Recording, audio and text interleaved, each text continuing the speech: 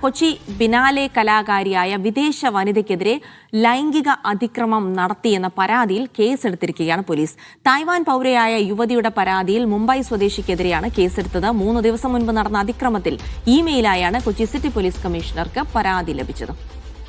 Nitin Xavier ഉണ്ട് വിവരങ്ങൾ നൽകാനായി. നിതിൻ, ബിനാലെ കലാകാരിയാണ് പരാതി നൽകിയിരിക്കുന്നത് എന്ന് മനസ്സിലാവുന്നു. എപ്പോഴാണ് ഈ പരാതി നൽകിയത്? എന്താണ് കേസിനാസ്പദമായ സംഭവം എന്ന പരാതിയിൽ വിശദീകരിക്കുന്നത്? കൊച്ചി മുസിരിസ് ബിനാലയിൽ പരിപാടി അവതരിപ്പിക്കാനെത്തിയ തായ്വാൻ കലാകാരിക്ക് നേരെയാണ് ലൈംഗിക അതിക്രമം നടന്നിട്ടുള്ളത്.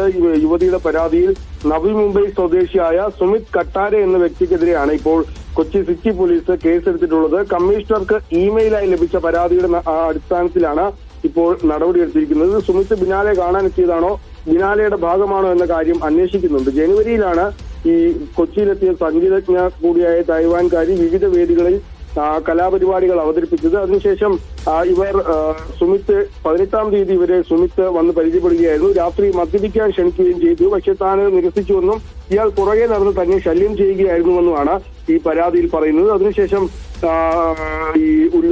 ഇവർ കയറിയ ഒരു ബോട്ടിൽ, ഉല്ലാസ ബോട്ടിൽ ഇവർ കയറിയപ്പോൾ പുറകെ ഇയാളും കയറിയെന്നും ബോട്ടിൽ വെച്ച് തന്നെ കടന്നു കയറിക്കാൻ ശ്രമിച്ചുവെന്നുമാണ് ഇയാൾക്കെതിരെ ഇപ്പോൾ പരാതി നൽകിയിരിക്കുന്നത്. ഈ പരാതിയുടെ അടിസ്ഥാനത്തിൽ പോലീസ് കേസ് എടുത്തിട്ടുണ്ട്.